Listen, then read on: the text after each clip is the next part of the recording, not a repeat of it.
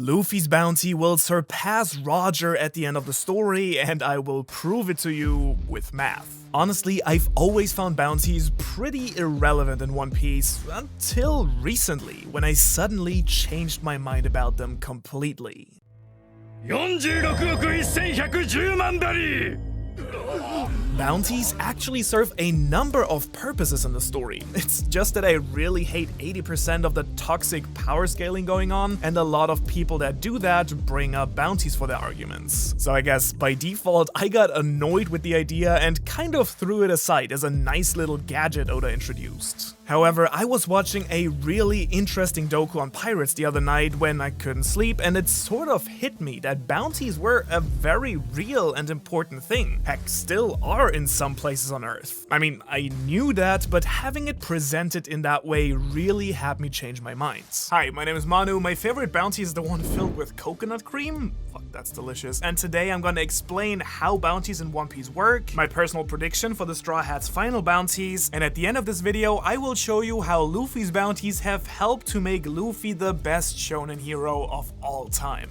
A bounty is actually a pretty smart system in itself. Here's the deal. Imagine a government that has a problem on a large scale. A problem so big and so common that the government alone can't handle it. So what do? They offer money to anyone who is willing to help. A bounty then can be on people or animals or really anything else. And you can earn money by locating, capturing, or killing them. In One Piece, the problem the government is dealing with are pirates, because all pirates are evil and not because they themselves fucked over the entire world. Oh, but actually turns out there's also bounties on revolutionaries. So in One Piece, whether or not you get a bounty is not determined by how dangerous you are to the people, but how dangerous you are to the rule of the world government itself. I think one big mistake that some people make, not you, I know, but some people, is taking the bounty system as a system for power scaling. In other words, the higher the bounty, the stronger the person. That's wrong.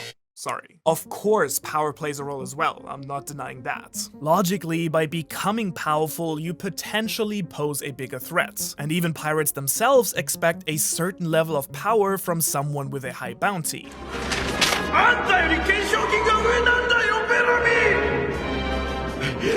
However, the fact that Dragon is the most wanted person in the world, as I explained in his analysis video, is because he's a powerful person actively working to tear down the established world order. Not because he's stronger than Kaido or Whitebeard, probably, right? Right? Yeah.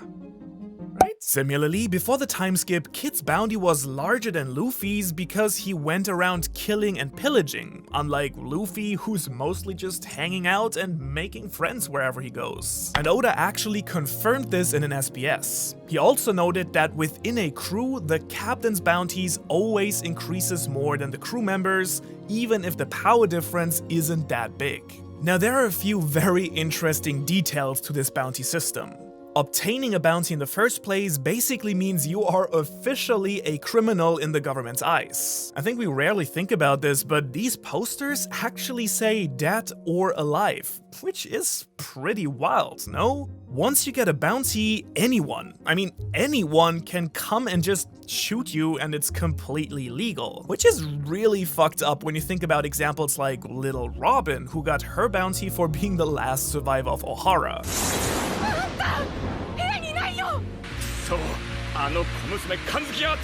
A little girl with no human rights, if you can call it human rights what the world government is pretending to protect. And of course, in just a bit, we'll look at Robin's final bounty in the story, which you might find surprising. The bounty posters themselves can be found in bars, public places, and marine buildings. Basically, they serve to warn common citizens of dangerous criminals, deter those people from entering a city, and at the same time incentivize bounty hunters, such as Zoro used to be, to go after these people and earn a living from turning them in or killing them. 500万ベリーの賞金首よ。そうか、十分だ。And even though he never really discussed it, I'm pretty sure that Oda got inspired for this system from his love for Western, the bounties on real-world pirates, as well as the pictures of wanted criminals in Japanese police stations. Whenever I see them, they really remind me a lot of those wanted posters in One Piece as well. Funnily enough, however, even though bounties are supposed to be something bad and deter bad people from doing bad things, in the world of One Piece, where the government is as corrupt, hypocritical, and unfair as it gets, pirates actually take a lot of pride in their bounty.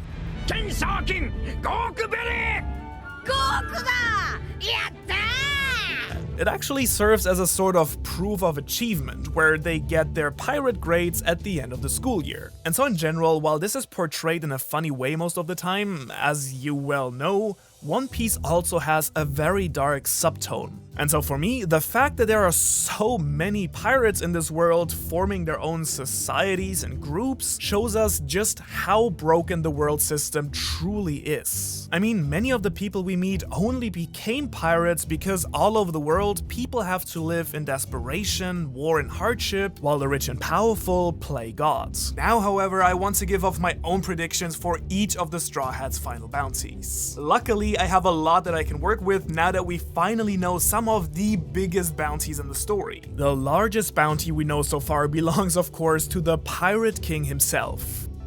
55億6480万ベリー That's about $5 million, which is a lot of money, but enough to risk your life against one of the strongest people in the world? I'd probably pass and go for, like, I don't know, 50 buggies or something? By now, we actually do know the bounty for all the Yonko as well as most of the commanders. And I think this already gives us a pretty nice range of where things are going to head. However, two bounties that I wish I knew for this task are that of Dragon and Rocks. How big is the bounty on the head of the most wanted man in the world who plans to topple the world government? And how much for Rocks, the captain of the most notorious pirate crew? But let's work with what we get. Was the cup empty? Will my bounty predictions be completely off? Am I gonna lose all sponsorships because this transition is so weird? Find out right after you subscribe, you filthy cowards! Now, here are the criteria for my bounties. Obviously, when making predictions like these, you need to make some assumptions. Personally, I'm guessing that there will be only one last big bounty update in the story overall after Wano, or latest after Elbaf. The Straw Hats are about to free the land of the samurai, standing against two Yonko, and they will come out of it as a Yonko crew themselves. Everything past the time skip has led to this moment, so of course we need new bounties, right? However, other than Roger, who jumped to the top by finding the One Piece and learning the true history, I don't think Luffy and co will get another increase after reaching Laugh Tale. After all, Roger was too early and had to prepare the next generation. 俺たちは早すぎたんだ。ワンピースか。誰が見つけるんだろうな。 Luffy, meanwhile, is the one who will actually topple the current system and make a world that is better for everyone to live in. With the big war at the end of the story, I don't think there will be a lot of time for the government to make new bounty posters, and after, that government won't be there anymore. The second thing we will look at are patterns in everyone's bounties, and for Luffy in particular, his bounties are actually part of Oda's storytelling. And the third one will obviously be me being biased and just taking it the way I feel would make sense. So first, Chopper. I think the joke with Chopper's bounty being ridiculously low is pretty funny, and I kinda wanna see it until the end. However, at the same time, I think he also deserves some recognition. One possible and pretty cool way around that would be if Chopper actually got two bounties instead of one. One normal one, super low, and one for his monster point form, which we could put somewhere around the 300 million mark. A bounty that Luffy once had, but still the lowest in the crew. I honestly think that all of the Straw Hats will crack 300 million at least. Next, we have Nami. 町の雑誌の記者だって言ったの As the navigator of the future Pirate King, and with her increasing power, Nami will get a solid boost for her final bounty. I think putting it somewhere around 400 million would be pretty reasonable. The next spots, however, are a bit trickier because everyone gets very powerful from here.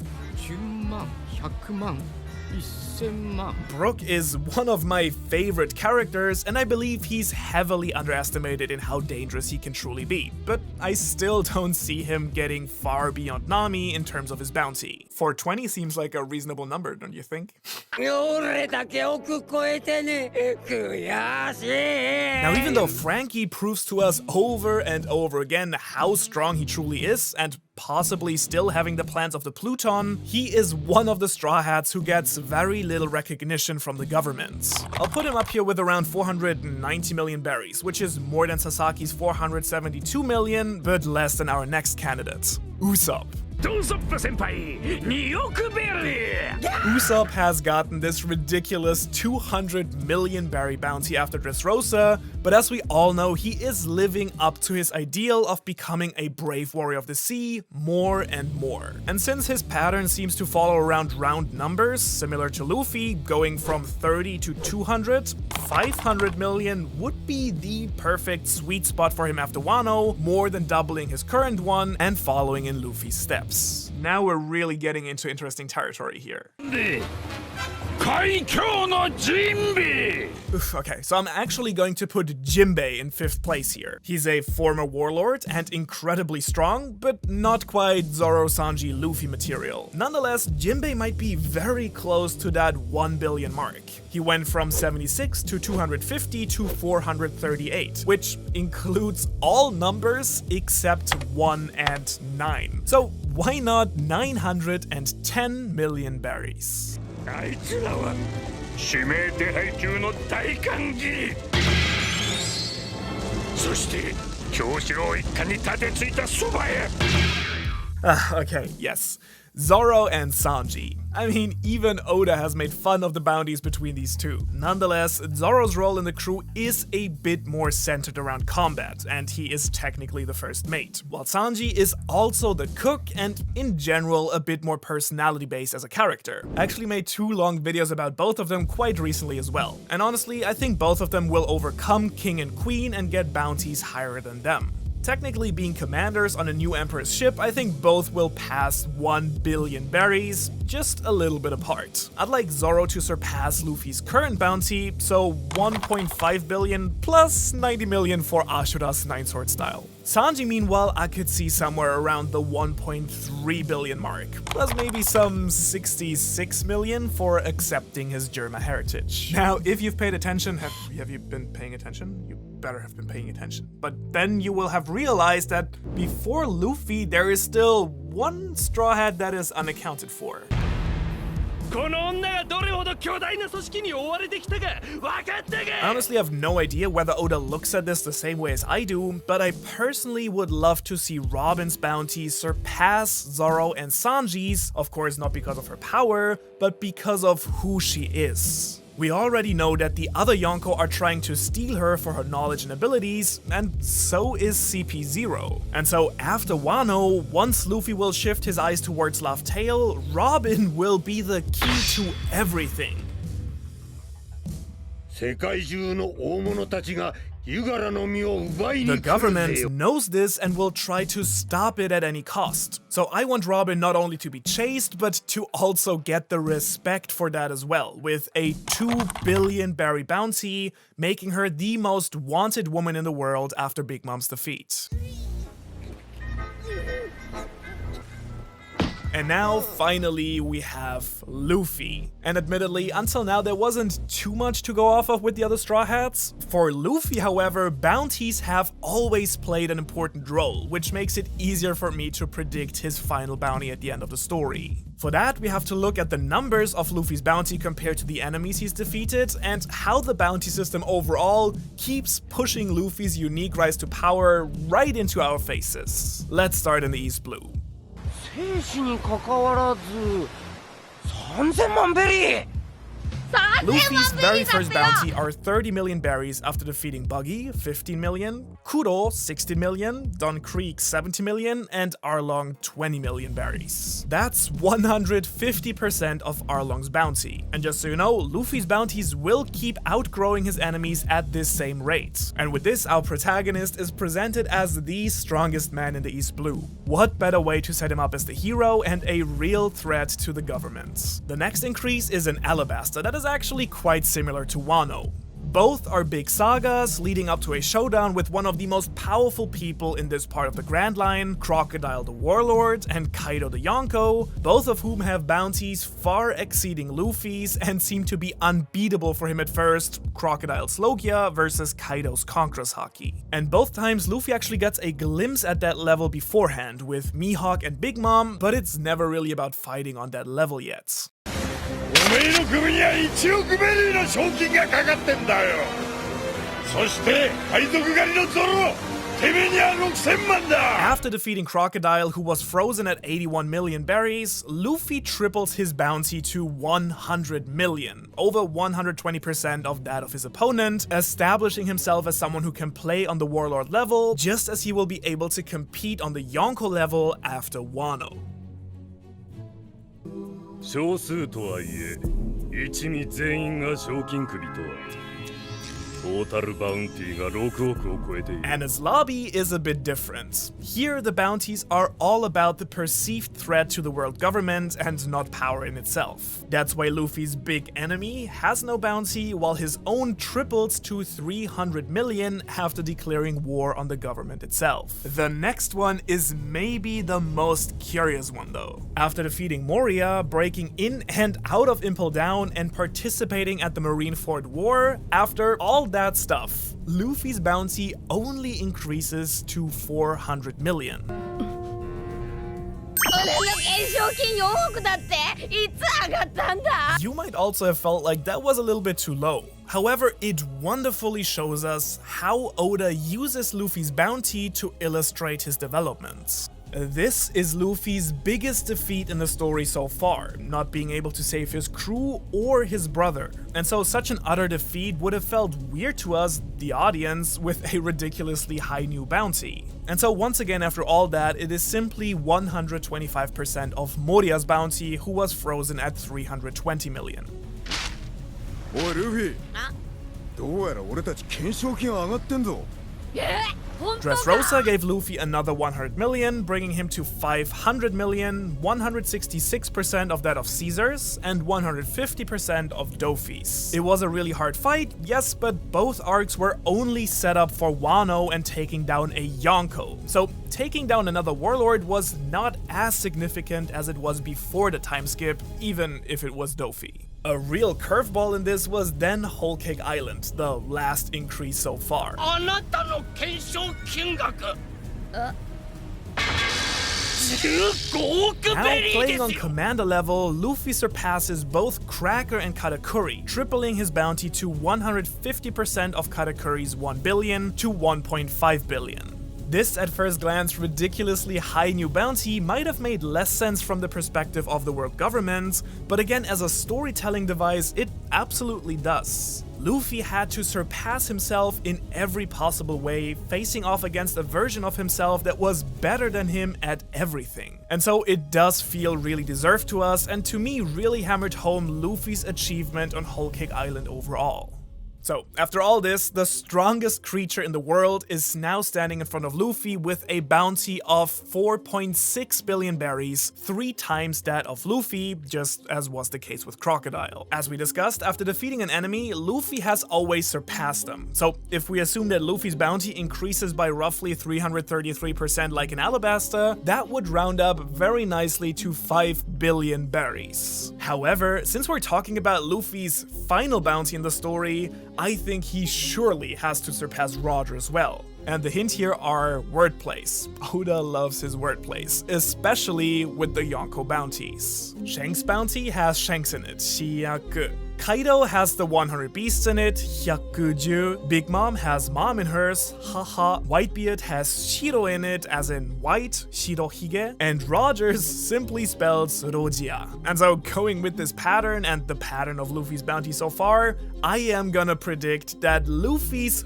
final bounty in the story will be 5,656,000,000 berries. Gomu Gomu barely surpassing Roger himself. And speaking of the Gomu Gomu no Mi, if you want to know what Luffy's awakening might be and why it's already here, go watch that video right here. Right here. It's, oh no, it's actually, oh, it's here. It's right here. Right here. That's where you watch the video.